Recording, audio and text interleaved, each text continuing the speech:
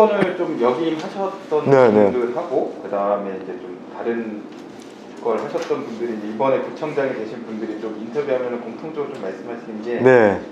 야, 생각보다 구청장이 할 수 있는 권한이 좀 별로 없더라 그런 얘기가 그래서 이 질문을 드리는 게 이제 협의회장이시고 네네네. 협의회에서도 그런 얘기가 좀 많이 나왔던 걸로 좀 알고 있어요. 그래서 뭐 협의회장으로서 뭐 임기 내 여러 가지 목표도 있으시겠지만 특히 이제 최근에 뭐 임기 초반에 약간 수혜도 좀 있었고 그리고 이제 지역 발전으로 많은 분들이 바뀌셔가지고 지역 발전을 위해서 여러 가지 플랜을 내고 있는데 네.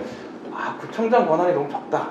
네. 오 시장하고 좀 얘기해서 좀 갖고 와야 되는 거 아니냐 뭐 이런 얘기가 많은 걸로 알고 있는데 예. 어떻게 생각하세요?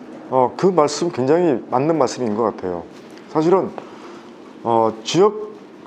지방정부라고 그렇게 표현을 쓰고 있는데 제가 과연 지금 현재 지자체에 주어지고 있는 권한을 볼 때 지방정부라는 표현을 쓰는 게 이게 맞는 얘기냐, 내가 보기엔 조금 너무 과대 포장된 얘기다. 정부라는 게 되기 위해서라면 기승전결해서 업무를 추진하고 그 일을 마무리할 수 있는 권한이 있어야 되지, 무슨 광역단체에 정말 시세말로 하부 조직처럼 돼 있다면 그게 지방정부라는 표현을 쓰는 것은 정말 좀 적합하지 않다는 생각을 하고 있습니다. 전 여러 가지 지금 정책적인 부분에서 또 할 얘기가 뭐 예를 든다면 마을버스 노선 하나 지금 여기서 저희가 임의로 조정할 수가 없습니다. 마을버스 노선이라는 거야말로 서울시 공무원들이 예를 들어서 여기 서대문에 있는 마을버스 정류장의 위치가 어디가 적합하고 어디에 필요한지를 어떻게 알겠습니까? 전체 서울시에 25개 분화 있는데 근데 그 권한이 전부 다 서울시에 있어요? 그 마을버스 정차하는 문제, 마을버스 노선 조정하는 문제 다 서울시가 결정하지 않으면 어렵게 돼 있어요.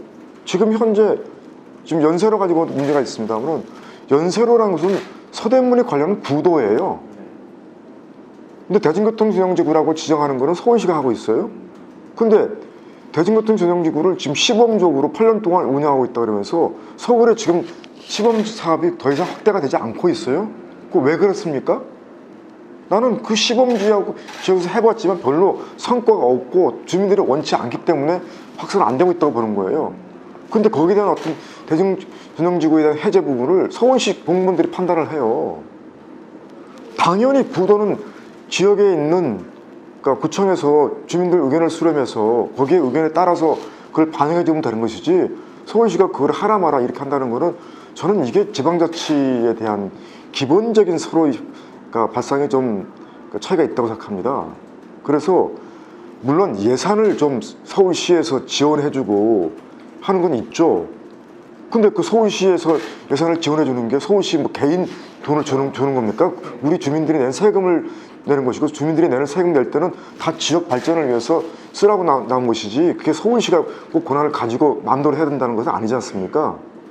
저는 그런 면에서 이 부분은 상당히 많이 바뀔 필요가 있다고 생각합니다. 그래서 앞으로 저는 우리 구청장 협의회 제가 회장을 맡고 있지만 제가 짧은 임기 동안이지만 서울시하고 정책적으로 예를 들어서 권한을 좀 지자체에다가 이건 할 건 이건 하고 그리고 서울시도 자기들이 집중적으로 해야 될 일을 해야 되지 모든 거를 망기킬람 식으로 하는 것은 저는 사실은 업무의 효율성도 떨어진다고 생각합니다.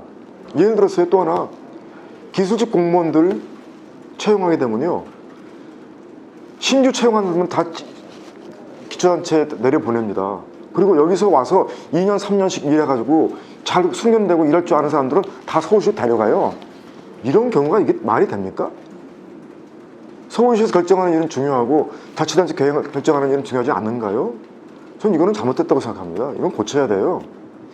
지방자치라고 얘기해서 좀 자치단체에 재량권을 주고 권한을 위임한 상태에서 일할 수 있도록 더 이렇게 많이 열어놔야 되는데